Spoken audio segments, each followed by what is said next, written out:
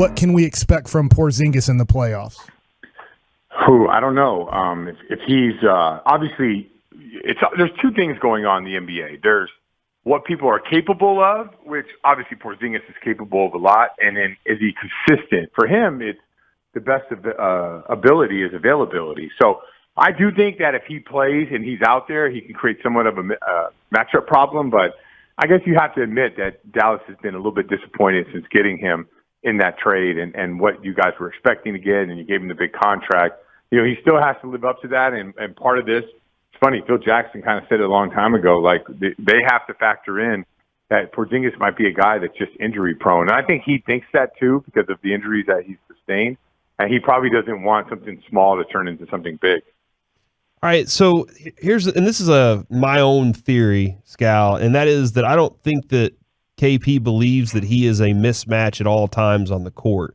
And I saw you destroy a high schooler in basketball in a video recently, and it was awesome. And you knew what you could do. You knew you could match up on that guy and do certain things because your experience. And I don't know, is KP just not experienced enough to know when he has a great mismatch on somebody and how much of a weapon he can be for this team?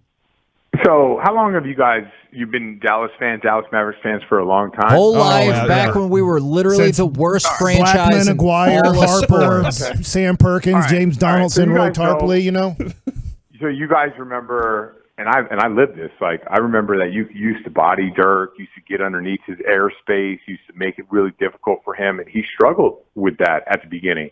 And then I don't know what happened. It was a year, an off season, maybe he got stronger. Maybe he figured out exactly what to do. You could not get into his airspace any longer. He was patient. He had those big wide shoulders. He would dip those shoulders by you. He'd step around you. He'd use his size. He would pin his body on you. He'd use his length.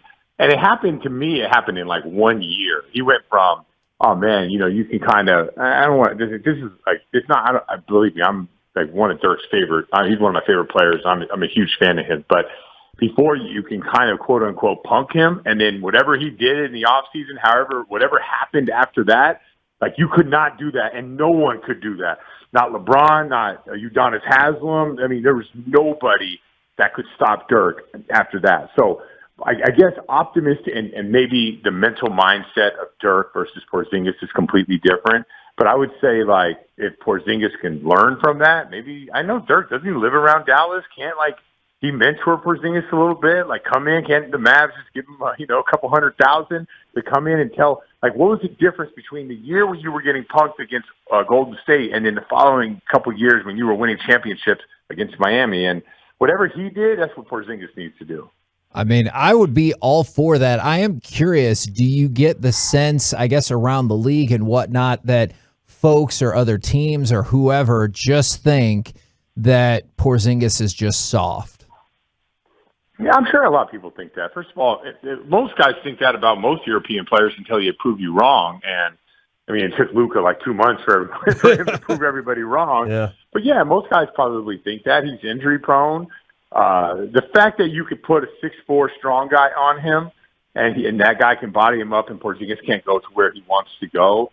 But it wasn't like I don't remember Dirk just being that much stronger when he made those adjustments. I just think he had something for everything you did. Like his counters were amazing. And so, believe me, I'm sure he got stronger along the way and he got more experience and Dirk has that edge big time. But I think the word out is probably that he's soft, but he is still super skilled. He's still 7'3" or 7'2", whatever he is. And he still should be. I mean, and I heard in the past, he's been a worker. Now, at this point, it all comes down to mindset. What is his mindset? Does he have that drive and that bug to be great?